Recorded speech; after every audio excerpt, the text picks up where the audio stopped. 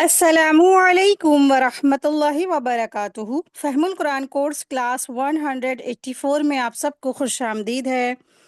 اہلاً و سہلاً مرحبا۔ آج کا ہمارا لیسن ہے سورہ الفتح، آیت 1 سے آیت 29 تک، یعنی اینڈ تک۔ نحمده ونصلي على رسوله الكريم اما بعد فاعوذ بالله من الشيطان الرجيم بسم الله الرحمن الرحيم رب اشرح لي صدري ويسر لي امري واحلل عقدة من لساني يفقهوا قولي ربي زدنا علما ربي يسر ولا تعسر وتمم بالخير وبك نستعين آمین یا رب العالمین۔ سورہ فتح ہے۔ سورہ فتح دراصل یہ مدنی سورت ہے، اور اس کی جو آیت 1 سے 7 تک، اس میں فتح مبین کی خوشخبری دی گئی ہے، اور آیت نمبر 8 سے 10 تک رسول اللہ صلی اللہ علیہ وسلم کی تعظیم اور توقیر کا حکم دیا گیا ہے، اور آیت نمبر 11 to 17 منافقین کی جو تنبیہ اور منافقت وہ چھوڑ دے، تاکہ ان کو جو منافقین ہیں ان کو تنبیہ کی گئی، ان کو نصیحت کی گئی ہے کہ وہ اپنی منافقت کو چھوڑ دے، مخلص ہو جائے۔ آیت 18 to 26 بیت الرضوان کے جو صحابہ ہیں تو اللہ تعالیٰ ان سے راضی ہو گیا، اس کی خبر دی گئی ہے۔ اور پھر آیت نمبر 27 سے 29 میں دین اسلام غالب ہونے کے لیے آیا ہے، اور پھر آیت 29 میں صحابہ کی تعریف کی گئی ہے، صحابہ کی صفت کے بارے میں تذکرہ ہے۔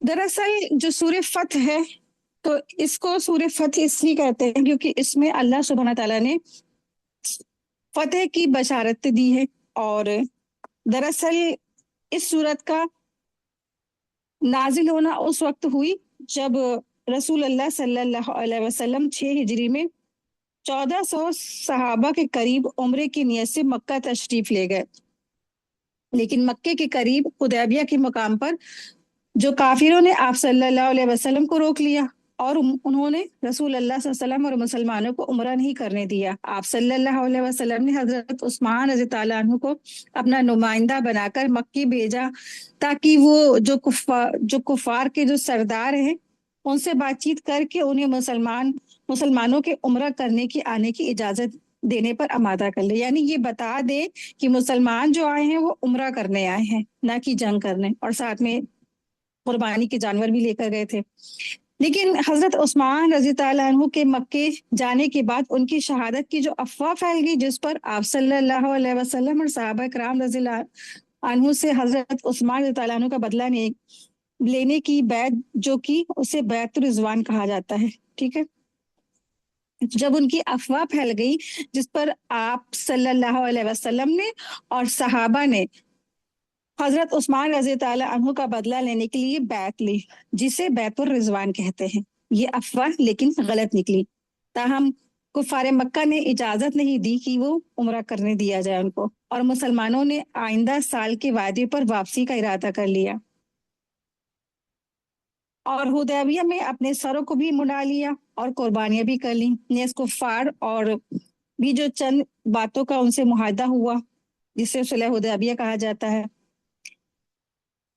جنہیں صحابہ کی اکثریت تو ناپسند کرتی تھی، یعنی ایسا معاہدہ ہوا تھا جنہیں صحابہ کی جو اکثریت تھی وہ پسند نہیں کرتی تھی، لیکن نگاہ رسالت نے اس کے دور رس اثرات کا اندازہ لگاتے ہوئے کفار کی شرائط پر ہی صلح کو بہتر سمجھا۔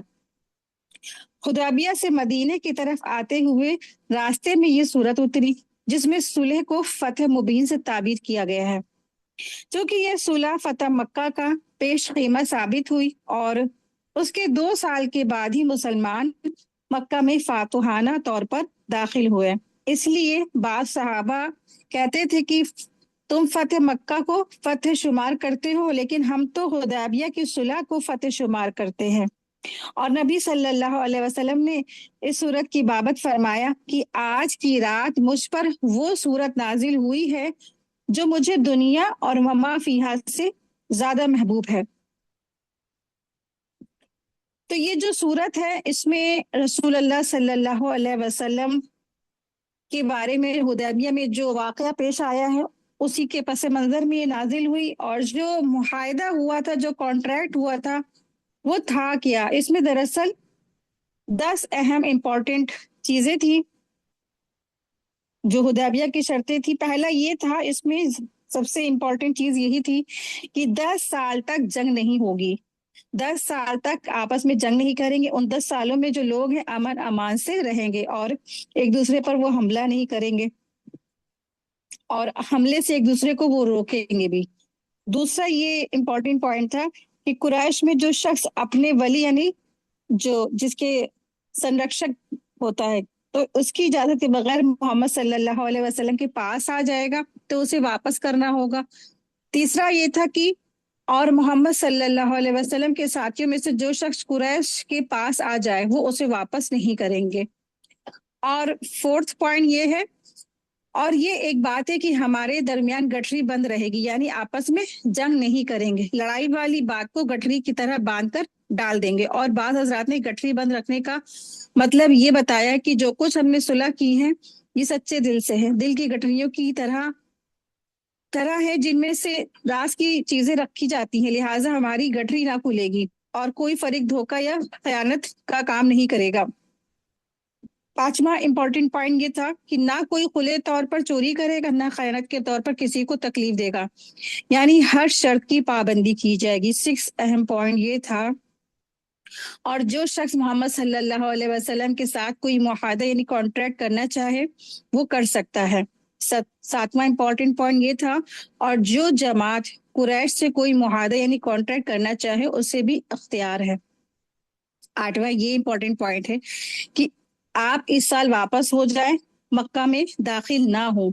और नाइन्थ पॉइंट ये था कि अगले साल आप सल्लल्लाहु अलैहि वसल्लम आए और अपने सहाबा के साथ उम्रा के लिए आए। उस वक्त मक्का में वो दाखिल हो सकेंगे और सिर्फ 3 दिन रहेंगे।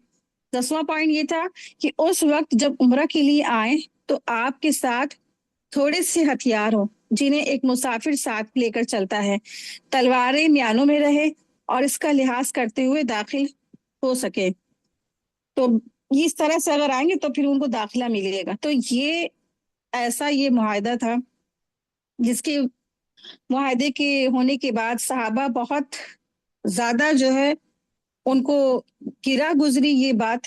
और जब सुलहनामा लिखा जा चुका तो हजरत मोहम्मद सल्लल्लाहु अलैहि वसल्लम ने सहाबा को हुक्म दिया कि वो अपने जानवरों को ज़िबा करें और सर मुंडा लो। तो ये बात सुनकर कोई भी खड़ा ना हुआ, क्योंकि हजरत जो सहाबा थे वो इस उम्मीद में थे कि शायद कोई ऐसी सूरत पैदा हो जाए कि वक्त से पहले एहराम खोलना ना पड़े और उम्रा करने का हमें मौका ही मिल जाए। आप सल्लल्लाहु अलैहि वसल्लम की 3 बार इरशाद करने के बाद भी जब कोई नहीं खड़ा हुआ तो आप सल्लल्लाहु अलैहि वसल्लम अपनी जो बीवी हजरत उम्मे सलमा रज़ी ताला कि मैं जानवरों को ज़िबा करने और सर मुंडाने का हुक्म दे चुका हूँ लेकिन सहाबा उस पर खामोश है। तो हजरत उम्मे सलमा रज़ी ताला अन्हा ने अर्ज किया, या रसूल अल्लाह, अगर आप चाहते हैं कि ये लोग कुर्बानी कर ले और हलक कर ले यानी सर मुंडवा ले, तो आप बाहर तशरीफ ले जाकर किसी से बातचीत किए बगैर अपने ऊँटों को ज़िबा फरमा दे और बाल मुंडवा ले, अपने बाल मुंडवा ले। तो इस पर आप सल्लल्लाहु अलैहि वसल्लम बाहर तशरीफ ले गए और उन्होंने इसी तरह ही किया। जब आप सल्लल्लाहु अलैहि वसल्लम को साहबा ने देखा तो वो भी जो है उन्होंने भी अपने जो जानवर है उसको ज़िबा कर दिया और अपने सर मुंडवा लिया।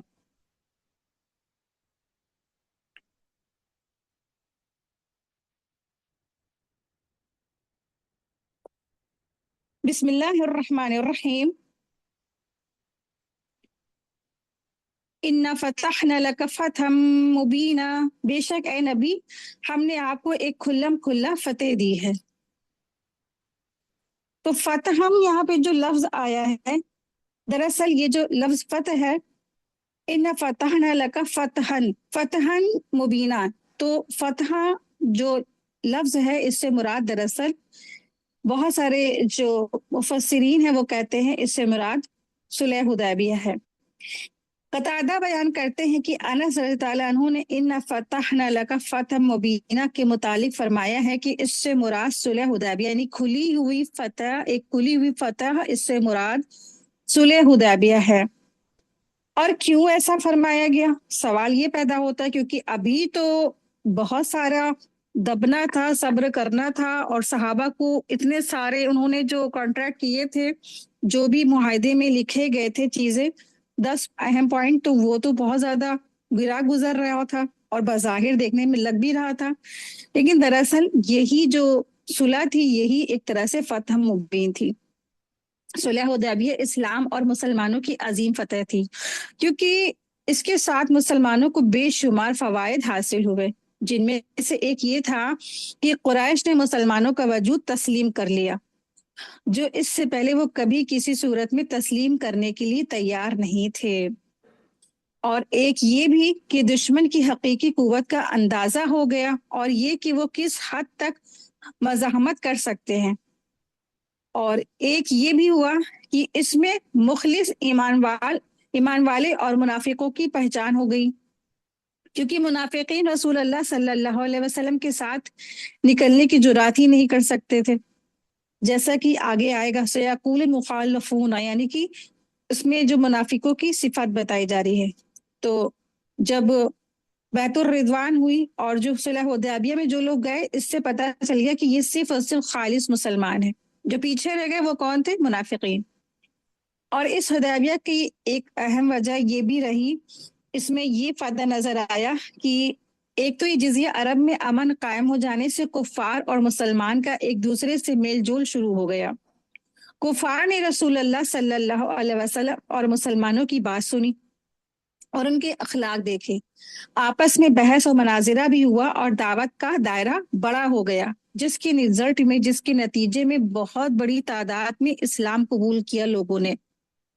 ठीक है, तो जब अमन हो गया, सब तरफ चैन हो गया, तो लोगों ने, सहाबा ने दीन की तबलीग की, और जिसका रिजल्ट ये हुआ कि एक बहुत बड़ी तादाद में लोगों ने इस्लाम कबूल किया।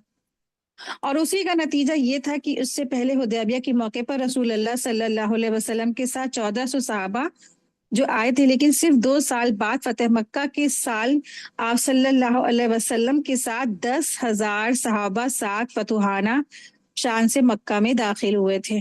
ठीक है, तो 2 साल में कितना फर्क हो गया, कहाँ 1400 और कहाँ 10,000, और जब फतेह मक्का हुआ तो 10,000 लोग थे। आप देखिए कि बहुत दफा ऐसा होता है कि आप कभी किसी झगड़े को खत्म करने के लिए, किसी मसले को हल करने के लिए खुद पीछे हो जाते हैं, किसी और को आगे कर देते हैं, तो वक्ती तौर पर तो इंसान के लिए बहुत तकलीफ की बात होती है, उसको बहुत तकलीफ होती है कि किसी की अहमियत को मान लेना और किसी को उसका मुकाम दे देना। और इसमें बाज़ औक़ात इंसान ये समझता है कि मेरी तो इसमें जिल्लत हो गई है, लेकिन कई दफा उससे ही इंसान को और ज्यादा आगे बढ़ जाता है, इंसान के दर्जे बुलंद हो जाते हैं। ठीक है,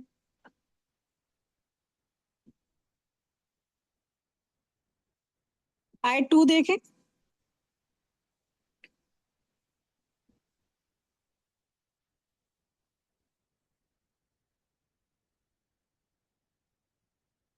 ताकि जो कुछ तेरे ताकि जो कुछ तेरे गुनाह आगे हुए और जो कुछ पीछे, सबको अल्लाह ताला माफ फरमा दे, और तुझ पर अपना एहसान पूरा पूरा कर दे, और तुझे सीधी राह चलाए।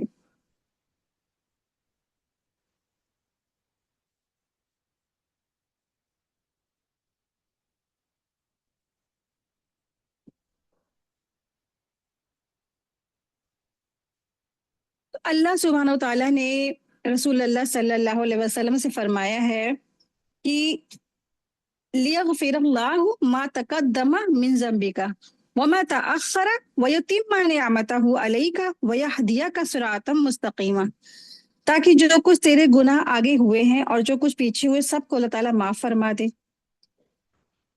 और तुझ पर अपना एहसान पूरा करे, और तुझे सीधी राह पर चला दे।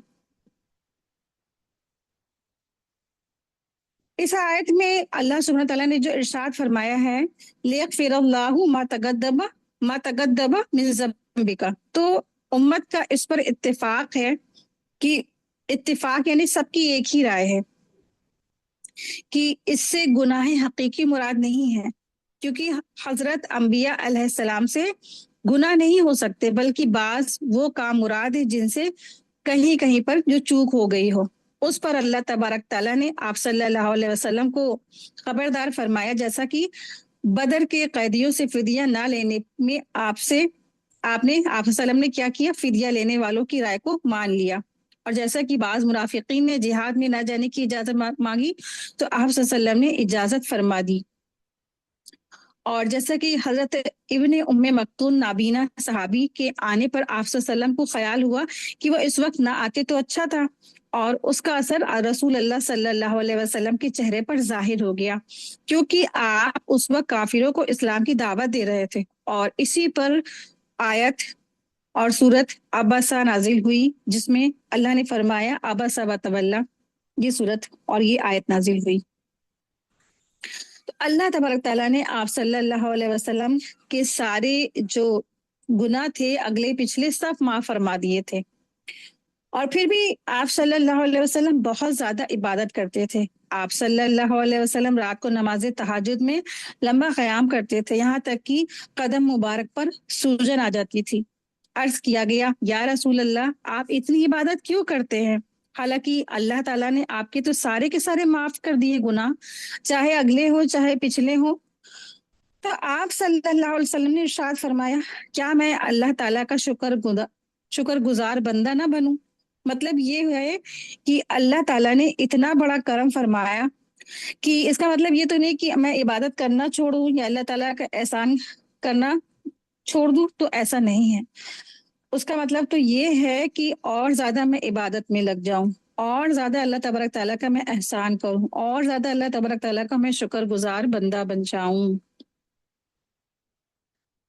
तो अल्लाह सुब्हान ताला ने आप सल्लल्लाहु अलैहि वसल्लम की मगफरत फरमाई और मगफरत का वादा कर रखा। लेकिन आप देखिए, उसके बावजूद भी आप सल्लल्लाहु अलैहि वसल्लम अपने आप को इबादत में थका देते थे। अगर हमें आज कहा जाए कि आपके कुछ सारे गुनाह माफ हो गए हैं और आपके लिए जन्नत की बशारत है, तो क्या होगा रिजल्ट? कि हम और आप क्या करेंगे, इबादत से फारिग होकर दुनिया में लग जाएंगे, टेंशन फ्री, कोई टेंशन ही नहीं है। लेकिन ये रसूल अल्लाह सल्लल्लाहु अलैहि वसल्लम थे, अल्लाह की शुक्रगुजारी करते थे। लेकिन रसूल अल्लाह सल्लल्लाहु अलैहि वसल्लम को देखिए कि जिन्होंने सारी खुशखबरी के बावजूद उन्होंने क्या फरमाया, अफला अकूना अब्दन शकूर, क्या मैं अल्लाह ताला का शुक्रगुजार बंदा ना बनूं? तो इबादत सिर्फ फर्ज समझ कर ना किया करें, बल्कि शुक्र की अदायगी के तौर भी किया करें। खास तौर पर जब हम क्या है, नमाज पढ़ रहे हैं, जब हम सब नमाज पढ़ रहे हों, नफिले पढ़ रहे हों, तो अल्लाह तबारक ताला का शुक्र अदा करने के नियत से भी वो नमाजें अदा करें।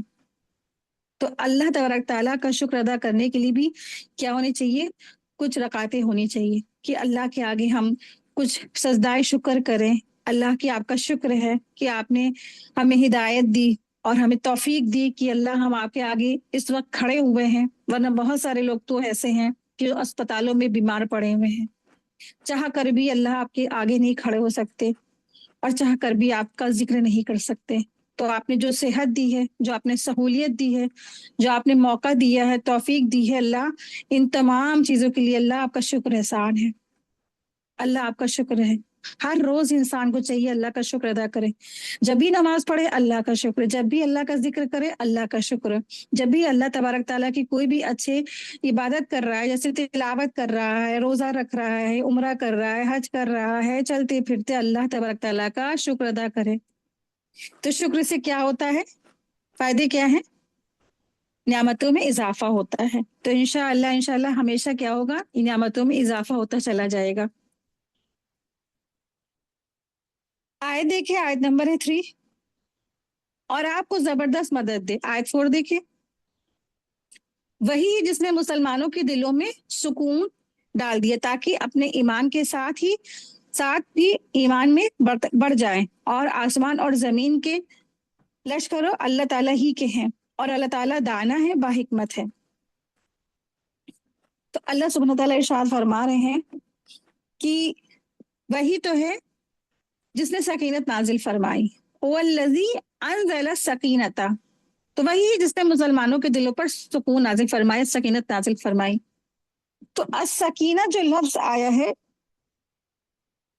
अस्सकीना से मुराद वो सुकून और इत्मीनान और सिबात कल्ब है जिसका उतरना अल्लाह तबारक ताला ने मदीना से निकलने से लेकर फतह मुबीन के हुसूल तक मोमिनों के दिलों पर मुसलसल जारी रखा और उस फतह का अहम सबब बना। वरना अगर मुसलमान मदीना से उम्रे के लिए निकलते वक्त मुनाफिकीनों की तरह से सोचने लग जाते, ये तो सरीहन क्या है, मौत के मुंह में जाना है, या रास्ते में जब इत्तला मिली कि कुरैश लड़ने मरने पर तुले हुए हैं तो फिर हिम्मत हार जाते, या फिर हुदैबिया में पहुंचने पर जिस तरह कुफार ने मुसलमानों को मस्जिद हराम से रोका और छापे और शब खून मार मार कर उन्हें इश्तियाल दिलाने की कोशिश की, या फिर जब उस्मान रजी ताला अन्हु की शहादत की खबर फैली, उनमें से किसी मौके पर अगर मुसलमान अपने आप पर काबू ना रखते और रसूलुल्लाह सल्लल्लाहु अलैहि वसल्लम की इताअत पर कायम ना रहते तो ये फतह मुबीन कभी हासिल ना होती।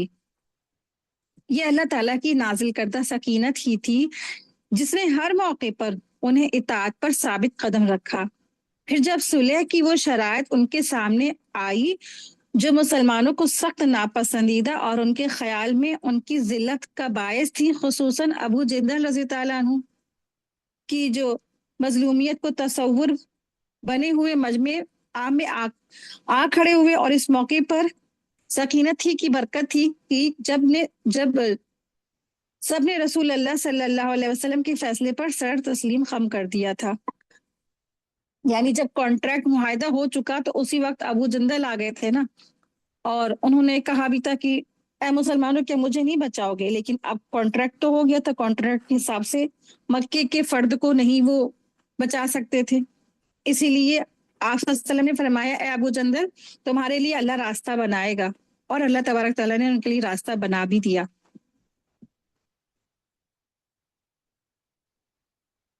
आयत देखिए, आयत नंबर 5 है।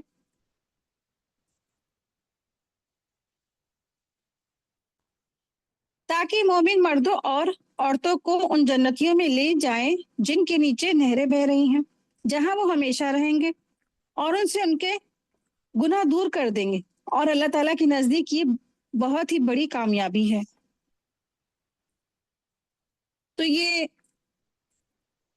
सबसे बड़ी कामयाबी यही है कि इंसान जन्नत में दाखिल हो जाए, जहन्नुम में बिना जले भुने।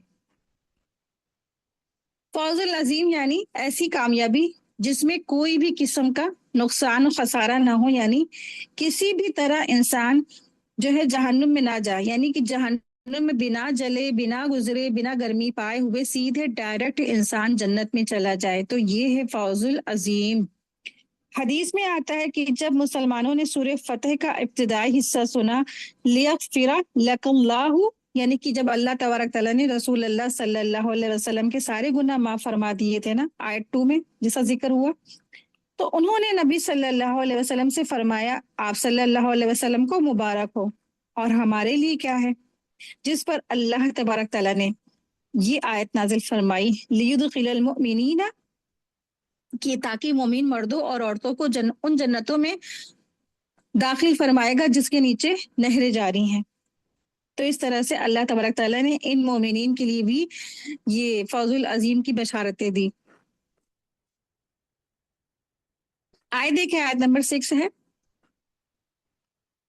और ताकि उन मुनाफिक मर्दों और मुनाफिक औरतों और मुशरिक मर्दों और मुशरिक औरतों को अजाब दे जो अल्लाह ताला के बारे में बदगुमानियां रखने वाले हैं।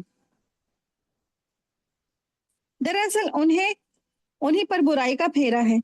अल्लाह ताला उन पर नाराज हुआ है और उन पर लानत की, और उनके लिए दोजख तैयार की हुई है, और बहुत बुरी लौटने की ठिकाना है, लौटने की जगह है। आयत देखिए, आयत नंबर है 7। और अल्लाह ही के लिए आसमान और जमीन के लश्कर हैं, और अल्लाह गालिब है और हिकमत वाला है। आयत 8। यकीनन हमने तुझे यकीनन हमने तुझे गवाही देने वाला और खुशखबरी सुनाने वाला और डराने वाला बनाकर भेजा है। تو اس آیت میں رسول اللہ صلی اللہ علیہ وسلم کی 3 بڑی صفات کا تذکرہ ہوا ہے۔ پہلی صفات رسول اللہ صلی اللہ علیہ وسلم کی ہے، وہ شاہد ہے، اِنَّا أَرْسَلْنَاكَ شَاهِدًا، بے شک ہم نے آپ کو بنا کر بھیجا ہے شاہدہ، شاہد یعنی گواہ ہونا۔ دوسرا ہے مبشر یعنی بشارت دینے والا، اور تیسرا ہے نذیر یعنی کہ خبردار کرنے والا۔ تو شاہدہ کے جو معنی ہیں عربی میں شاہد گواہ کو کہتے ہیں۔ قیامت کے دن آپ صلی اللہ علیہ وسلم اپنی امت کے عادل ہونے کی گواہی دیں گے، جیسا کہ سورہ بقرہ آیت 143 میں آیا ہے اور سورہ حج کی آیت نمبر 78 میں بیان فرمایا ہے۔ دوسری صفت رسول اللہ صلی اللہ علیہ وسلم کی بیان فرمائی گئی ہے کہ آپ صلی اللہ علیہ وسلم مبشر یعنی خوشخبری دینے والے ہیں، اور آپ صلی اللہ علیہ وسلم کی تیسری صفات کیا ہے؟ نذیر ہے، یعنی کہ آپ صلی اللہ علیہ وسلم آخرت کے بارے میں لوگوں کو خبردار کرنے والے ہیں۔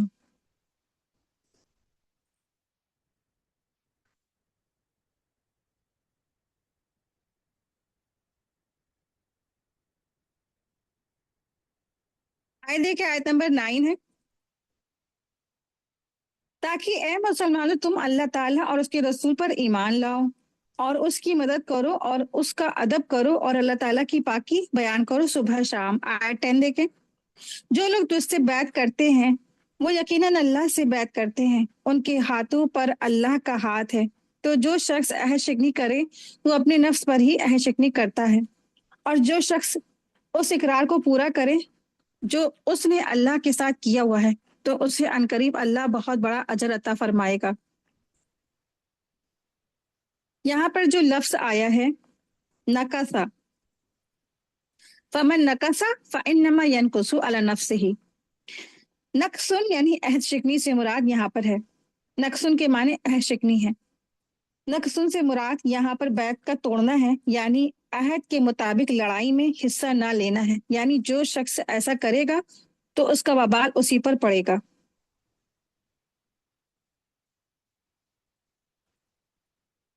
اور یہاں پر اللہ سبحانہ تعالیٰ نے ارشاد فرمایا نا کہ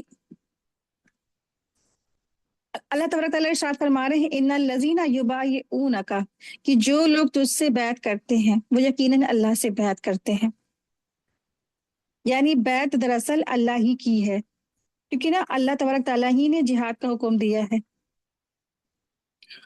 تو صحابہ کرام سے رسول اللہ صلی اللہ علیہ وسلم نے اس بات پر بیعت لی تھی کہ جب جنگ ہونے کی صورت میں ہم ہر طرح سے آپ کا ساتھ دیں گے، ٹھیک ہے۔ تو صحابہ نے رسول اللہ صلی اللہ علیہ وسلم پر اس بات پر بیعت کی تھی کہ جب جنگ ہوگی اگر صلح حدیبیہ کے مقام پر، اور تو جب جنگ ہوگی تو اس صورت میں کیا ہوگا کہ ہم ہر طرح سے آپ کا ساتھ دیں گے اور پیچھے نہیں ہٹیں گے، ہم جم کر لڑیں گے۔ اللہ تعالیٰ نے اعلان فرما دیا کہ جن مومنوں نے اس درخت کے نیچے آپ سے یعنی آپ صلی اللہ علیہ وسلم سے بیعت کی تو اللہ تعالیٰ ان سے راضی ہو گیا، اسی لیے اس بیعت کو بیعت الرضوان کہا جاتا ہے۔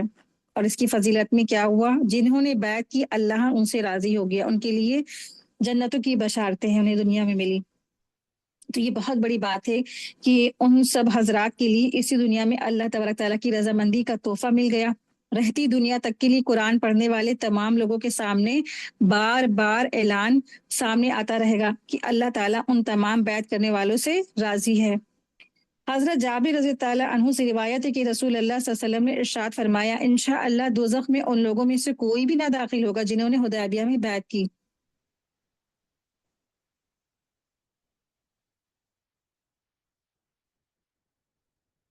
اور یہ بیعت کیسے ہوئی؟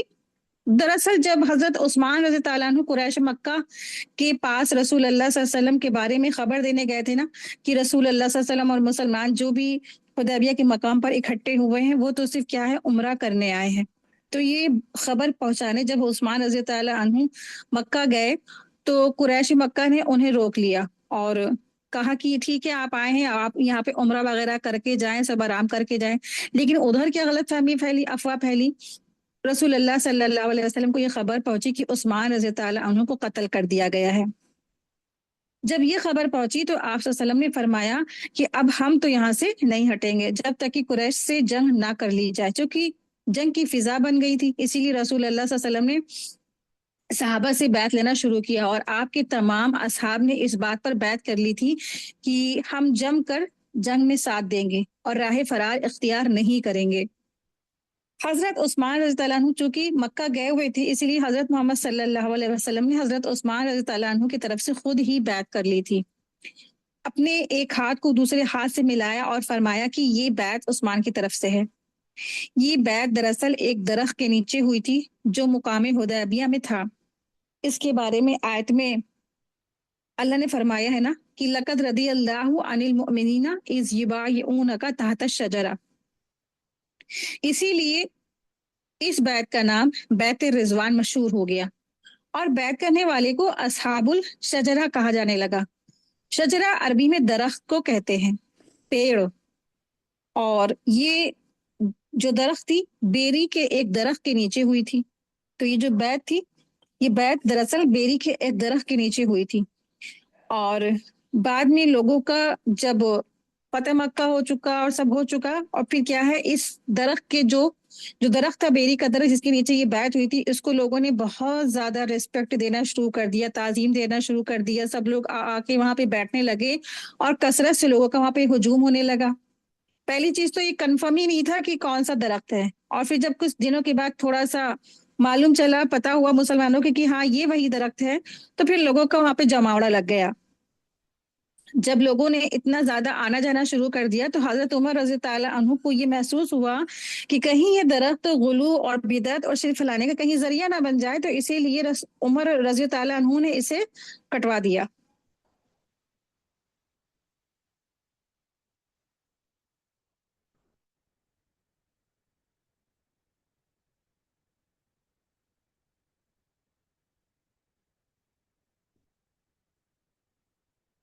آیت دیکھیں، آیت نمبر 11 ہے۔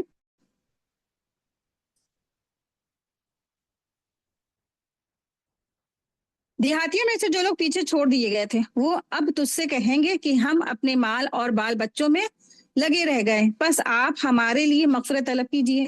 یہ لوگ اپنی زبانوں سے وہ کہتے ہیں جو ان کے دلوں میں نہیں ہے۔ آپ جواب دے دیجئے کہ تمہارے لیے اللہ تعالیٰ کی طرف سے کسی چیز کا بھی اختیار کون رکھتا ہے؟ اگر وہ تمہیں نقصان پہنچانا چاہے تو یا تمہیں کوئی نفع دینا چاہے تو بلکہ جو کچھ تم کر رہے ہو اس سے اللہ خوب باخبر ہے۔ دراصل یہاں سے اب جو منافقین ہیں ان کا تذکرہ ہو رہا ہے، اور منافقین دراصل صرف اور صرف فائدے کے لیے ہی آگے آ کے بڑھ کے آگے آتے تھے، اور جہاں وہ دیکھتے تھے کہ ہمارا نقصان ہے، ہماری جان مال کا نقصان ہے، تو وہ پیچھے ہٹ جاتے تھے۔ صلح حدیبیہ دراصل ایسی جنگ تھی، اور صلح حدیبیہ جو عمرہ جو حدیبیہ تھا وہ دراصل ایسا چیز تھی، ایسا مطلب کہ یہ واقعہ تھا کہ اس کے لیے کوئی بھی منافقین آگے بڑھ کر آیا ہی نہیں۔ جب رسول اللہ صلی اللہ علیہ وسلم نے خواب میں دیکھا نا کہ وہ عمرہ کر رہے ہیں، اور پھر جب انہوں نے اپنے صحابہ کو بتایا تو صحابہ اور آپ صلی اللہ علیہ وسلم سب تیار ہو گئے، کیونکہ عمرہ حدیبیہ کے لیے جانا کہا تھا، مکہ کے اندر چاروں طرف دشمنان اسلام۔ اب ایسے میں منافقین کو اپنی جان پیاری تھی، تو اس نے جو ہے عمرہ حدیبیہ میں جانے سے منع کیا، اور نہ جانے کے لیے اس نے طرح طرح کے بہانے پیش کر دیے۔ تو انہوں نے جو کہا یہ لوگ اپنی زبانوں سے وہ جو کہتے ہیں ان کے دلوں میں نہیں ہے، یعنی یہ جو منافقین ہیں یہ آپ صلی اللہ علیہ وسلم سے یہ کہتے تھے کہ ٹھیک ہے، آپ ایسا ہے، ہمارے بچے تھوڑے سے ہمیں کام ہے، ہمارے گھر کا کام ہے، ہمارا بچہ بیمار ہے، یا ہمارے بچے کی دیکھ ریکھ ہے، یا ہمارے بیوی بچوں کا دیکھ ریکھ کرنا ہے، بہت طریقے کے اپنی زبانوں سے بہانے بناتے تھے، لیکن حقیقت یہ تھی کہ ان کے سارے ہیلے بہانے کیا تھے؟ جھوٹے تھے۔ تو اس میں دراصل اس آیت میں جو مدینہ کے اطراف میں یعنی کنارے میں جو جیسے آؤٹ آف ایریا ہے، اس میں جو رہنے والے جو قبیلے ہیں، مثلا غفار، مزینہ، جوہینہ، اسلم، دائل، یہ سارے کے سارے قبائل مراد ہیں۔ جب نبی صلی اللہ علیہ وسلم نے خواب دیکھنے کے بعد عمرے کے لیے مکہ جانے کی عام منادی کر دی، تو ان قبیلوں نے سوچا کہ موجودہ حالات میں تو مکہ جانے کے لیے صحیح وقت ابھی آیا ہی نہیں ہے، وہاں ابھی کافروں کا ہی غلبہ ہے، اور مسلمان کیا ہے؟ کمزور ہیں، اور مسلمان عمرے کے لیے پورے طور پر ہتھیار بند ہو کر بھی نہیں جا سکتے، یعنی کہ بنا ہتھیار کے وہ جا رہے ہیں۔ اگر ایسے میں کافروں نے مسلمانوں کے ساتھ لڑنے کا فیصلہ کر لیا تو مسلمان خالی ہاتھ ان کا مقابلہ کس طرح کریں گے؟ اسی وقت مکے جانے کا مطلب دراصل یہ ہے کہ اپنے آپ کو موت کے منہ میں ڈالنا، ہلاکت میں ڈالنا۔ چنانچہ یہ جو منافقین تھے، یہ لوگ رسول اللہ صلی اللہ علیہ وسلم کے ساتھ عمرے کے لیے نہیں گئے۔ اللہ تعالیٰ نے ان کی بابت فرما رہے ہیں کہ یہ تجھ سے مشغولتیوں کا بہانے پیش کریں گے اور اس کے بعد وہ طلب کریں گے کہ آپ ہمارے لیے مغفرت کر دیجئے، مغفرت کی التجا کر دیجئے۔ یعنی کہ زبانوں پر تو یہ توبہ توبہ کر رہے ہیں، استغفار کروا رہے ہیں، لیکن کیا ہے، گھروں میں فرما رہے کہ، اور یہ کہہ رہے کہ گھروں میں ہمارے پریشانی ہے اور یہ ہمارے ضرورت ہے، اگر ہم چلی جائیں گے تو ہمارا بزنس چوپٹ ہو جائے گا، ہمارے بال بچے، ہمارے ماں باپ کی ہمارے پر ذمہ داری ہے، تمام طرح کے ان کے ہیلے ہوانے ہیں۔ لیکن دراصل کیا ہے، مقصد ان کا یہ ہے کہ یہ خطرے میں جانا نہیں چاہتے ہیں، یہ اپنی جانوں کی بازی لگانا نہیں چاہتے ہیں، دراصل یہ ان کے اندر نفاق ہے۔ تو یہ منافقوں کا یہاں پہ تذکرہ ہے۔ آیت دیکھیں، آیت نمبر ہے 12۔ نہیں بلکہ تم نے تو یہ گمان کر رکھا تھا کہ پیغمبر اور مسلمان کا اپنے گھروں کی طرف لوٹ آنا قطعاً ناممکن ہے، اور یہی خیال تمہارے دلوں میں رچ بس گیا تھا اور تم نے برا گمان کر رکھا تھا، دراصل تم لوگ ہو بھی ہلاک ہونے والے۔ قومم بورا جو لفظ آیا ہے، تو بورا دراصل بائر کی جمع ہے، اور بائر کے معنی ہوتے ہلاک ہونے والا، یعنی یہ وہ لوگ ہیں جن کا مقدر ہلاکت ہے۔ اگر دنیا میں یہ اللہ تعالیٰ کے عذاب سے بچ بھی گئے تو آخرت میں بچ نہیں سکتے ہیں، بچ کر کہاں جا سکتے ہیں؟ وہاں تو ان کو ہر حال میں عذاب بھگتنا ہی پڑے گا۔ یعنی جو منافقین تھے، دنیا میں تکلیفوں کو مد نظر رکھتے ہوئے اور دین کے خاطر ان کو تکلیف اٹھانا بہت ناگوار گزر رہا تھا، جھوٹے بہانے پیش کیے، تو اللہ سبحانہ تعالیٰ ارشاد فرما رہے ہیں ٹھیک ہے، یہ دنیا میں چھوٹی موٹی تکلیف کے سامنے انہوں نے جھوٹے بہانے جو بنائے ہیں، تو اس کی جو ان کو ہلاکت ہے، اس کو تو ان کو اٹھانی پڑے گی، ان کو ان کے کیے کی سزا ملے گی، اور آخرت کے عذاب سے ان کو کون بچا سکے گا؟ ان کو کون سا بہانہ بچا سکے گا؟ آیت دیکھیں، آیت نمبر ہے 13۔ اور جو شخص اللہ تعالیٰ پر اور اس کے رسول پر ایمان نہ لائے تو ہم نے بھی ایسے کافروں کے لیے دہکتی آگ تیار کر رکھی ہے، اور زمین اور آسمانوں کی بادشاہت اللہ تعالیٰ ہی کے لیے ہے، جسے چاہے بخشے اور جسے چاہے عذاب کرے، اور اللہ تعالیٰ بڑا بخشنے والا مہربان ہے۔ آیت 15۔ جب تم غنیمتیں لینے جانے لگو گے تو جھٹ سے یہ پیچھے چھوڑے ہوئے لوگ کہنے لگیں گے کہ ہمیں بھی اپنے ساتھ چلنے کی اجازت دے دیجیے۔ وہ چاہتے ہیں کہ اللہ تعالیٰ کے کلام کو بدل دیں۔ آپ کہہ دیجیے کہ اللہ تعالیٰ پہلے ہی فرما چکا ہے کہ تم ہرگز ہمارے ساتھ نہیں چلو گے۔ وہ اس کا جواب دیں گے، نہیں بلکہ تم ہم سے حسد کرتے ہو۔ اصل بات یہ ہے کہ وہ لوگ بہت ہی کم سمجھتے ہیں۔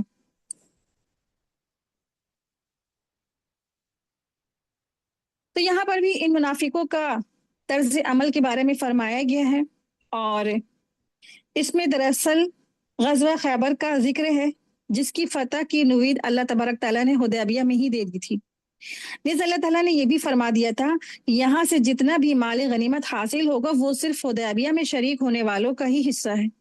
چنانچہ حدیبیہ سے جب واپسی کے بعد آپ صلی اللہ علیہ وسلم نے یہودیوں کی مسلسل عہد شکنی کی وجہ سے خیبر پر چڑھائی کا پروگرام بنایا، تو مذکورہ مختلفین نے بھی محض مال غنیمت کے حصول کے لیے ساتھ جانے کا ارادہ ظاہر کیا، جسے منظور نہیں کیا گیا۔ تو آیت میں جو مغانم ہے، مغانم سے مراد مال غنیمت ہے جو خیبر سے برآمد ہوئی۔ تو جب انہوں نے جانے کا کہا تو یہ ان کو نہیں لے جائے گا، کیونکہ یہ اللہ تبارک تعالیٰ کی طرف سے حکم آ چکا تھا کہ خیبر میں تو وہی لوگ جائیں گے جو صلح حدیبیہ میں شامل تھے، جنہوں نے اپنی جان مال کی پرواہ نہیں کی اور اللہ تعالیٰ کے آگے، اللہ تعالیٰ کے حکم کے آگے، رسول کے حکم کے آگے آ کے کھڑے ہو گئے، تو صرف اور صرف خیبر میں وہی جائیں گے۔ تو وہ یہ چاہتے ہیں کہ اللہ تعالیٰ کے کلام کو بدل دیں۔ تو اس کا کیا مطلب ہے؟ تو اس کا مطلب یہ ہے کہ اللہ کے کلام سے مراد اللہ کا جو خیبر کی غنیمت کو اہل حدیبیہ کے لیے خاص کرنے کا وعدہ ہے، ٹھیک ہے، تو اللہ کے کلام سے مراد اللہ کا خیبر کی غنیمت کو اہل حدیبیہ کے لیے خاص کرنے کا وعدہ ہے۔ منافقین اس میں شریک ہو کر اللہ کے کلام یعنی اس کے وعدے کو بدلنا چاہتے تھے۔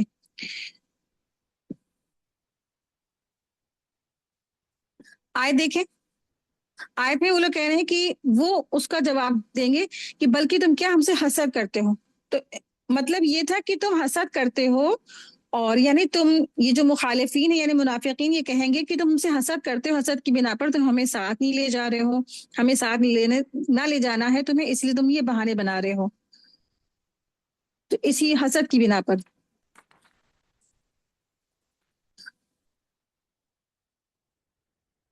آئے دیکھیں، آیت نمبر 16 ہے۔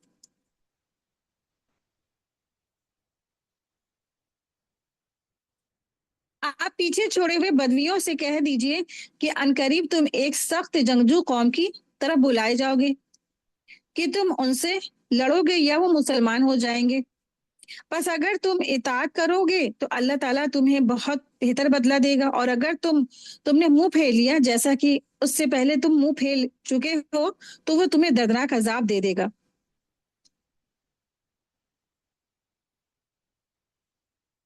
آئے دیکھیں، آیت نمبر 17 ہے۔ اندھے پر کوئی حرج نہیں ہے اور نہ لنگڑے پر کوئی حرج ہے اور نہ بیمار پر کوئی حرج ہے، جو کوئی اللہ اور اس کے رسول کی فرما برداری کرے اسے اللہ تعالیٰ ایسی جنتوں میں داخل فرمائیں گے جس کے درختوں تلے نہریں جاری ہیں، اور جو منہ پھیر لے اسے دردناک عذاب کی سزا دے گا۔ تو یہاں پر جو لفظ آیا ہے لیسا علی العامہ حرجن، حرج جو لفظ ہے اس سے مراد گناہ ہے، کہ اندھے پر کوئی گناہ نہیں، نہ لنگڑے پر کوئی گناہ ہے، اور نہ کوئی ایسا شخص جس کو کوئی بیماری ہے، ٹھیک ہے۔ تو اگر ایسے لوگ جہاد پر نہیں جا سکے، اور اللہ تعالیٰ نے جہاں حکم دیا تھا نا کہ جہاد کے لیے نکلو، لیکن اگر کچھ لوگ ہیں تو ان کو کوئی تکلیف ہے، بیماری ہے، معذور ہے، تو اگر وہ جہاد پر نہیں جاتے ہیں تو ان کو کوئی گناہ نہیں۔ ہاں لیکن جو ہٹا کٹا ہے اور جھوٹے بہانے بنا رہے ہیں کہ ہمارے گھر میں بال بچے اکیلے ہیں، ہماری فصلیں تیار ہیں، ہمارا مال ہم اکیلے کیسے چھوڑ کے جائیں، ہمارے اپنے ماں باپ کو کیسے چھوڑ کے جائیں، ہمارے پیٹ پیچھے ہمارے بیوی بچوں کا کیا ہوگا، تمام طرح کے جھوٹے عذر پیش کرتے ہیں، ان کے لیے کیا ہے، گناہ ہے۔ ہاں اس سے مستثنا وہ لوگ رکھے گئے ہیں جو کیا ہے، اندھا ہے، لنگڑا ہے، معذور ہے، بیمار ہے، تو کیا ہے، اور لیکن کیا اس کی نیت یہ کہ وہ اللہ رسول کی فرما برداری کرے، تو پھر اللہ تبارک تعالیٰ نے ان کے لیے ایسی باغات اور جنتیں تیار کر رکھی ہیں جن کے نیچے کیا ہے، جن محلوں کے نیچے نہریں جاری ہیں، باغات کے نیچے نہریں جاری ہیں۔ ہاں لیکن جو منہ پھیرنے والے ہیں، جو جہاد سے پیٹ پھیرنے والے ہیں، ان کے لیے اللہ تبارک تعالیٰ نے دردناک عذاب کی سزا تیار کر رکھی ہے۔ آیت دیکھیں، آیت نمبر 18 ہے۔ یقیناً اللہ تعالیٰ مومنوں سے خوش ہو گیا ہے جبکہ وہ درخت تلے تجھ سے بیعت کر رہے تھے، ان کے دلوں میں جو تھا اس نے معلوم کر لیا اور ان پر اطمینان نازل فرما دیا اور انہیں قریب کی فتح عنایت فرمائی۔ تو یہاں پر بھی اللہ سبحانہ تعالیٰ نے جو بیعت ہوئی تھی، بیعت الرضوان، اسی کا تذکرہ فرما رہے ہیں کہ اللہ سبحانہ تعالیٰ فرما رہے ہیں کہ جو یہ بیعت ہوئی تھی تو بیعت کرنے والے جتنے بھی صحابہ تھے اللہ تبارک تعالیٰ ان سے راضی ہو گیا ہے۔ تو اس سے مراد وہی فتح ہے جو دراصل فتح مبین، یعنی کہ اس سے مراد وہی جو صلح حدیبیہ ہوئی تھی اسی سے مراد ہے۔ تو یقیناً اللہ تعالیٰ مومنوں سے خوش ہو گیا ہے جبکہ وہ درخت کے تلے تجھ سے بیعت کر رہے تھے، یعنی یہ ان اصحاب بیعت رضوان کے لیے رضائے الہی اور ان کے پکے سچے مومن ہونے کا سرٹیفکیٹ ہے، جنہوں نے حدیبیہ میں درخت کے نیچے، بیری کے درخت کے نیچے اس پر بیعت کی تھی کہ وہ قریش مکہ سے لڑیں گے اور راہ فرار اختیار نہیں کریں گے۔ تو اپنی جان مال کی پرواہ کیے بغیر بنا ہتھیاروں سے لڑنے کو تیار ہو گئے، صرف اور صرف اللہ کے خاطر اور رسول کے خاطر۔ تو پھر اللہ تبارک تعالیٰ ان سے راضی ہو گیا، اللہ ان سے راضی ہو گیا اور ان کو سرٹیفکیٹ دیا کہ اللہ تعالیٰ کیا ہے، لقد رضی اللہ تعالیٰ ان سے راضی ہو گیا۔ تو جب بندہ مومن اللہ کے لیے اپنے آپ کو خالص کرتا ہے، سب کچھ اللہ تعالیٰ کے لیے، اپنے سارے اعمال سب کچھ کر لیتا ہے اور اللہ تعالیٰ کی طرف یکسو ہو جاتا ہے، اور रसूल अल्लाह सल्लल्लाहु अलैहि वसल्लम की इत्तिबा करता है, रसूल अल्लाह सल्लल्लाहु अलैहि वसल्लम से बेइंतहा मोहब्बत करता है, और फिर ऐसी मोहब्बत कि सारी की सारी चीजें उसके आके हीच है। दुनिया की चाहे बड़े से बड़ा खजाना हो, बड़े से बड़े ऐश आराम हो, लेकिन क्या है, उन सब कुछ पीछे हो गया। अल्लाह की मोहब्बत और रसूल की मोहब्बत सबसे ऊपर। और इस मोहब्बत में उन्होंने अपनी जानों की भी परवाह नहीं की।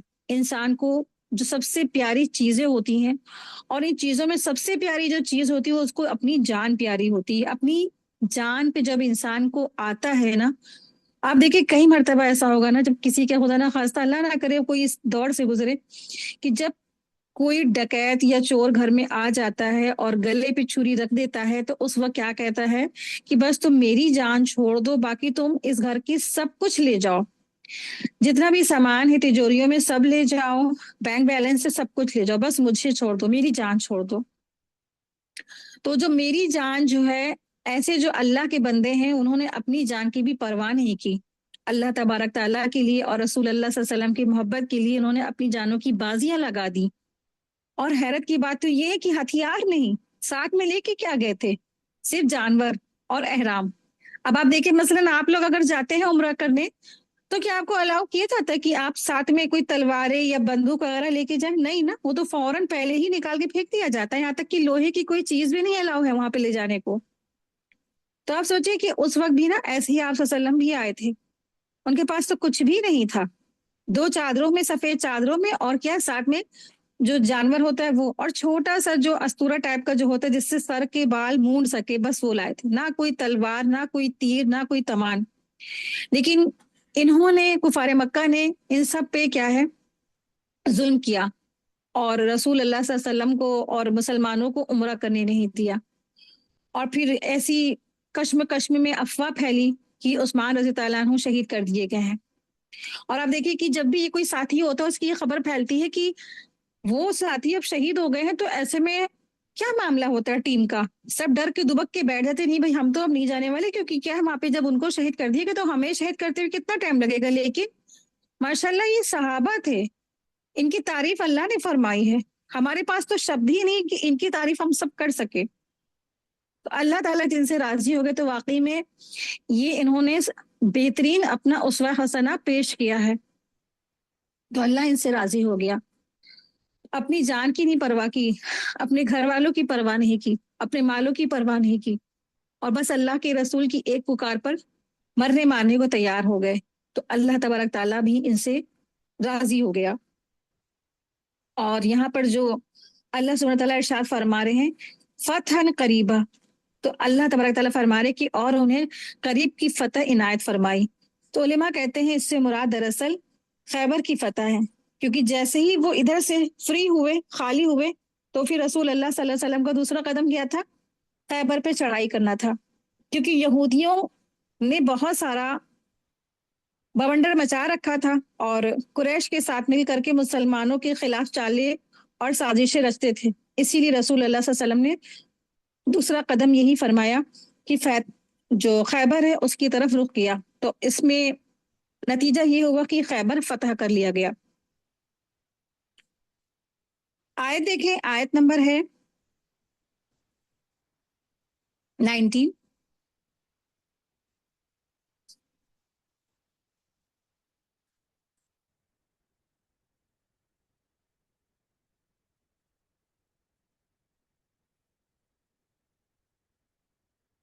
और बहुत सी गनीमतें जिन्हें वो हासिल करेंगे, और अल्लाह ताला हिकमत वाला और गालिब है। आयत 20, अल्लाह ताला ने तुमसे बहुत सारी गनीमतों का वादा किया है जिन्हें तुम हासिल करोगे, बस ये तो तुम्हें जल्द ही अता फरमा दी, और लोगों के हाथ में तुमसे रोक दिए, ताकि मोमिनों के लिए एक निशानी हो जाए और ताकि वो तुम्हें सीधी राह चलाए। आयत 21 और 22 देखे, और तुम्हें और गनीमतें भी दी जिन पर अब तक तुमने काबू नहीं पाया, अल्लाह ताला उन्हें अपने काबू में रखे, अपने काबू में रखा है। अल्लाह ताला ने उन्हें अपने काबू में रखा हुआ है, और अल्लाह ताला हर चीज पर कादिर है। और अगर तुमने इस अगर और अगर तुमसे काफिर जंग करते हैं, तो यकीनन पीठ पीठ पीठ दिखाकर भागते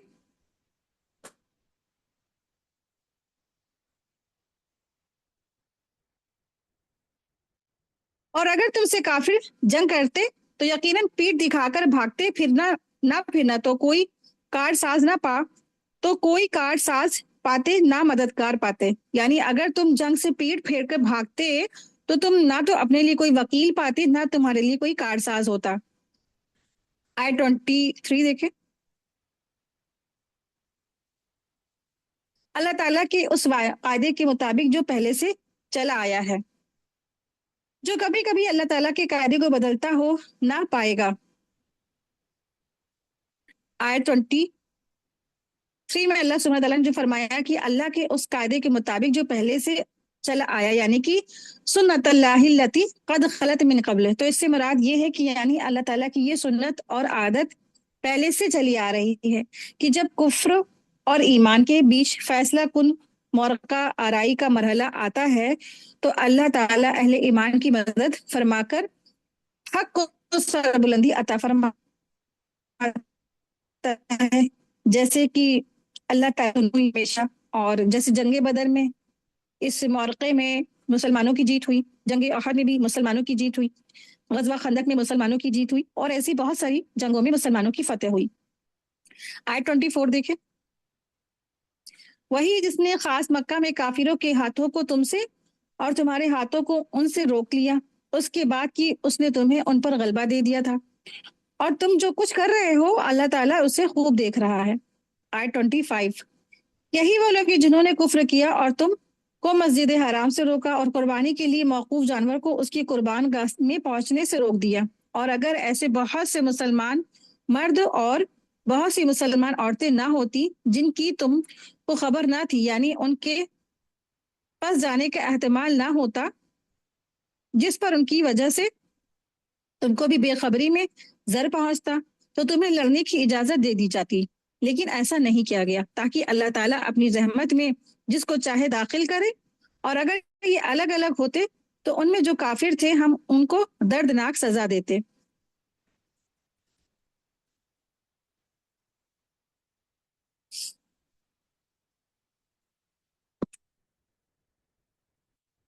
आयत देखिए, आयत नंबर है 26 से।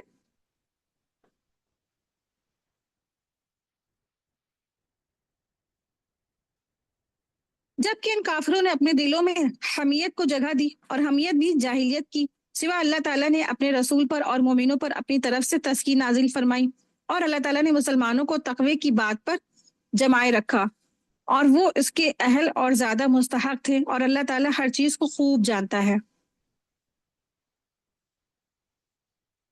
तो यहाँ पर अल्लाह सुब्हानहू तआला ने इरशाद फरमाया ना कि और अल्लाह ताला ने मुसलमानों को तकवे की बात पर जमाए रखा, तो यानी इससे मुराद कलमाए तौहीद है, और रिसालत यानी ला इलाहा इल्लल्लाह मोहम्मद रसूलुल्लाह पर इस्तकामत, जिससे जिस हुदैबिया वाले दिन मुशरिकीन ने इनकार किया था। आयत देखिए, आयत नंबर 27 है। यकीनन अल्लाह ताला ने अपने रसूलों को ख्वाब अपने रसूल को जो ख्वाब सच्चा दिखाया कि उन कि इंशाअल्लाह तुम यकीनन पूरे अमन और अमान के साथ मस्जिद हराम में दाखिल होगे, सर मुंडवाते हुए और सर के बाल कुतराते हुए चैन के साथ, निडर होकर वो उन अमूर को जानता है जिन्हें तुम नहीं जानते, बस उसने उससे पहले एक नजदीक की फतह तुम्हें मैसर की है। तो वाकया दरअसल हुदैबिया से पहले रसूल अल्लाह सल्लल्लाहु अलैहि वसल्लम को जो ख्वाब दिखाया गया था, तो एक ख्वाब आया था जिसमें आप सल्लल्लाहु अलैहि वसल्लम ने ख्वाब में देखा था कि वो मुसलमानों के साथ बैतुल्लाह में दाखिल हुए हैं और तवाफ कर रहे हैं, उम्रा कर रहे हैं। तो इस तरीके से जो ख्वाब दिखाया गया था, तो नबी का ख्वाब दरअसल एक वही की जो कैफियत होती है। तो इस ख्वाब में ये तयन नहीं किया गया था कि ये जो ख्वाब है ये इसी साल का ख्वाब है या अगले साल होने वाला है। लेकिन नबी सल्लल्लाहु अलैहि वसल्लम और मुसलमान इससे बशारत अजीमा समझते हुए उम्रे के लिए फौरन ही आमादा हो गए, और उसके लिए आम मुनादी करा दी गई और उम्रा करने चले दिए। बिल आखिर हुदैबिया में वो सुलह हुई जिसकी तफसील अभी गुजर चुकी है। दरहाल ये कि अल्लाह के इल्म में इस ख्वाब की ताबीर आइंदा साल थी। جیسا کہ آئندہ سال مسلمانوں نے نہایت امن کے ساتھ یہ عمرہ کیا اور اللہ تعالیٰ نے اپنے پیغمبر کے خواب کو سچا کر دکھایا۔ اور یہاں پر اللہ سبحانہ تعالیٰ ارشاد فرما رہے ہیں فتحن قریبا، تو فتحن قریبا یعنی نزدیک کی فتح، اس سے مراد ہے خیبر کی فتح، فتح مکہ، اور اس کے علاوہ صلح کے جو نتیجے میں جو کثرت سے مسلمان کے ساتھ فتوحات ہوئی وہ سب مراد ہے، اور خاص کر کے اس سے مراد فتح خیبر فتح مکہ ہے، کیونکہ یہ نزدیک کی فتح تھی۔ آیت دیکھیں، آیت نمبر 28، وہی ہے جس نے اپنے رسولوں کو ہدایت دی اور دین حق کے ساتھ بھیجا تاکہ اسے ہر دین غالب کرے، اور اللہ تعالیٰ کافی ہے اور گواہی دینے والا ہے۔ آیت نمبر 29 دیکھیں،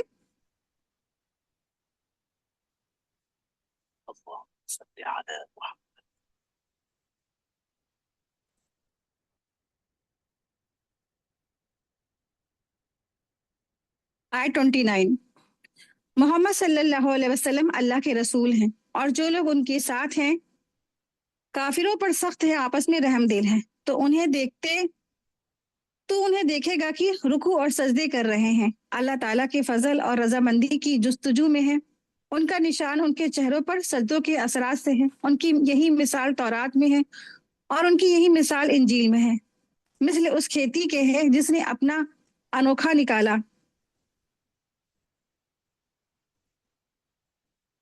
جس نے اپنا اقوا نکالا، پھر اسے مضبوط کیا اور پھر وہ موٹا ہو گیا، پھر اپنے تنے پر سیدھا ہو گیا، سیدھا کھڑے ہو گیا اور کسانوں کو خوش کرنے لگا تاکہ ان کی وجہ سے کافروں کو چڑھائے، اور ان ایمان والوں اور نیک عمل والوں سے اللہ بخشش کا اور بہت بڑے ثواب کا وعدہ کیا ہے۔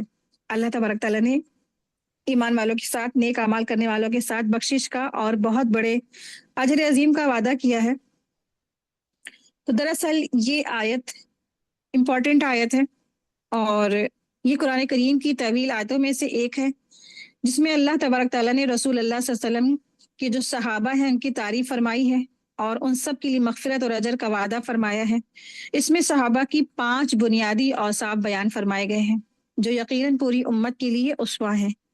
اول یہ ہے کہ وہ ایمان نہ لانے والوں کے معاملے میں سخت ہیں، دوسرا یہ کہ آپس میں رحم دل اور باہمی اختلافات میں درگزر کرنے والوں میں سے ہیں، تیسرا یہ کثرت سے نماز پڑھنے والے ہیں جس میں رکوع سجدہ کیا جاتا ہے، چوتھا یہ ہے کہ اپنے ہر کام میں اللہ کے فضل اور خوشنودی کے طلبگار ہوتے ہیں اور دنیا طلبی سے دور رہتے ہیں، پانچواں یہ صفات ہے کہ اعمال کی کثرت کی وجہ سے ان کے اعمال کا نور ان کے جسم سے ظاہر ہوتا ہے، چنانچہ ان کے چہروں پر کثرت نماز اور کثرت سجدے کی علامت نمایاں ہے۔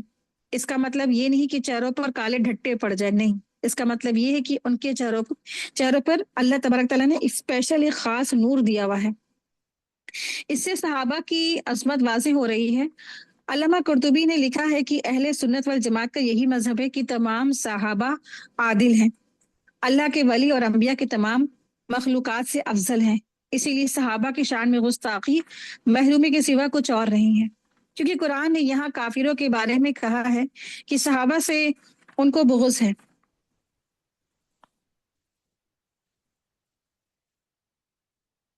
امام مالک رحمۃ اللہ علیہ بقول جو صحابہ سے بغض رکھتا ہے تو وہ اس آیت میں اپنی جگہ دیکھ لے۔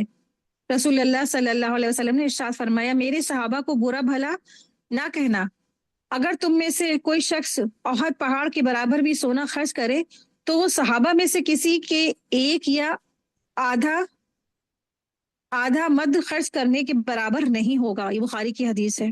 صحابہ کی اتنی فضیلت ہے، تو صحابہ کو اگر کوئی بھی ان سے بھول چوک ہوئی ہے تو اللہ تبارک تعالیٰ نے ان کے سارے گناہ معاف فرما دیے اور اللہ تبارک تعالیٰ ان سے راضی ہوا، ان کو سرٹیفکیٹ دیا گیا ہے۔ ہم اور آپ پہلے اپنے آپ کو جانچ کر لیں، پہلے اپنے عمل کو جانچ کر لیں اور اپنے آپ کو ہی دیکھ لیں، اور جو صحابہ کو نعوذ باللہ غلط کہے گا تو پھر کیا ہے، وہ اپنا ٹھکانہ کہاں دیکھ لے، جہنم میں دیکھ لے۔ اور آیت کے آخر میں دعوت جو حق کے پنپنے اور परवान चढ़ने को मिसाल से समझाया गया है कि जैसे जो पौधा होता है एकदम से दरख्त नहीं बन जाता है, बल्कि क्या होता है, कोपल निकलती है पहले और फिर भी मजबूत मोटी होती चली जाती है। वो जो कोपल होती है फिर मोटी होती चली जाती है, तो यहाँ तक कि ऐसे हरे भरे सरसब्ज और शादाब खेत की शक्ल में लहलहा उठती है, जिससे किसान का दिल बाग बाग हो जाता है। इसी तरह जब भी किसी खित्ते में इस्लाम की दावत शुरू होती है तो वो आहिस्ता आहिस्ता परवान चढ़ती है। अगर इससे दावत की हक की इशाअत में दर्जा बदर्जा तरक्की की तरफ इशारा हो, तो अब भी तौरात और इंजील में बावजूद बहुत सी तहरीफात के इंसाफ का तस्करा है। यानी जो सहाबा की जो मिसाल है, दरअसल इनकी जो सिफात है वो अल्लाह सुब्हान तआला ने तौरात में भी नाजिल फरमाई है और इंजील में भी नाजिल फरमाई है। और इन सहाबा के किरदार की मिसाल ऐसी खेत की तरह है कि जो दरअसल क्या है, ऐसी खेती है जिसने अपना जो वो लहलहा उठी है। और ऐसी जो खेती है छोटी सी एक कोपल से शुरू होती है और कोपल से बड़ी होती है, बड़ी होती है और फिर ऐसे लहलहाने वाले खेत के मानंद हो जाती है।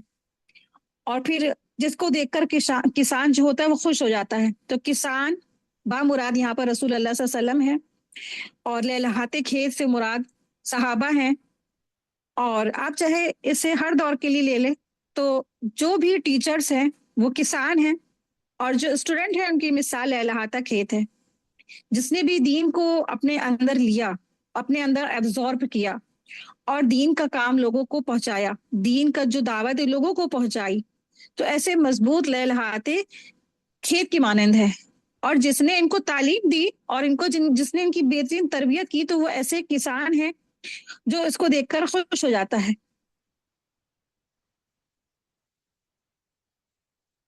तो यहाँ पर सहाबा की सिफात बताई गई है। और दरअसल यहाँ पर जो है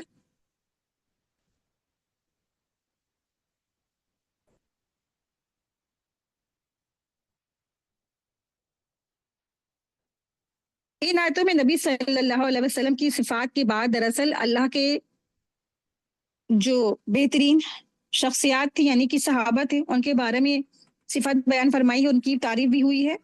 तो दरअसल सहाबा की सिफात ये थी कि दरअसल वो मुखालिफिन यानी मुखालिफत करने वाले पर वो सख्ती करते थे। और दूसरा उनका क्या था कि मुसलमानों पर वो नरमी करने वाले थे, यानी कि मोमिनों पर क्या करते थे, मोमिनों के सामने नर्म रहते थे लेकिन कुफ्फार के मुकाबले में वो गरम रहते थे।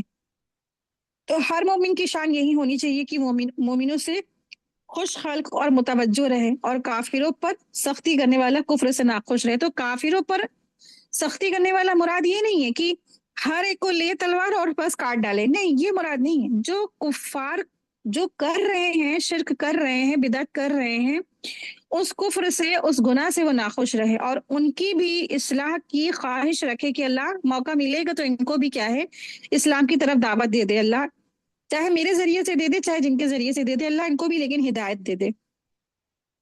रसूल अल्लाह सल्लल्लाहु अलैहि वसल्लम फरमाते हैं, आपस में मोहब्बत और नर्म दिली में मोमिनों की मिसाल एक जिस्म की तरह है। अगर किसी एक हिस्से में दर्द हो तो सारा का सारा जिस्म बेकार हो जाता है। कभी बुखार चढ़ जाता है तो कभी नींद उचाट हो जाती है। सही बुखारी की हदीस से आप सल्लल्लाहु अलैहि वसल्लम इरशाद फरमाते हैं, मोमिन मोमिन के लिए मिस्ल दीवार के हैं, तो जिसका एक हिस्सा दूसरे हिस्से को तकवीत पहुंचाता है और मजबूत करता है। तो इस तरह से रसूल अल्लाह सल्लल्लाहु अलैहि वसल्लम ने मोमिन को मोमिन के लिए मिस्ल दीवार कहा है, यानी एक दूसरे को तकवीत पहुंचाने वाले हैं, ना कि जड़े काटने वाले। लेकिन आज हमारा क्या मामला है, आज तो हर मुसलमान दूसरे मुसलमान की जड़ें काट रहा है। हसद, कीना, बुगुज, नफरत, अदावत सब भरा हुआ है। एक दूसरे को आगे बढ़ते हुए देख नहीं सकते हैं, एक दूसरे को सुकून से जीते हुए देख नहीं सकते हैं। हमारा तो आज ये किरदार हो गया है।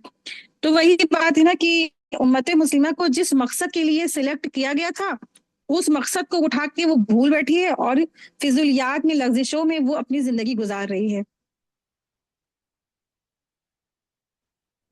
तो अल्लाह तबारक ताला से दुआ है कि अल्लाह सुब्हानहू ताला हम सबको भी सहाबा के अंदर जैसी सिफात थी वैसी अल्लाह से दुआ है अल्लाह तबारक ताला हम सब के अंदर भी वो सिफात पैदा फरमा दे और हम सबको भी अल्लाह की रजा हासिल हो जाए, अल्लाह हम सब से राजी और खुश हो जाए और मजीद हम सबको नेकियों में اور زیادہ کرنے کی توفیق عطا فرمائے، آمین یا رب العالمین۔ وآخر دعوانا ان الحمد للہ رب العالمین۔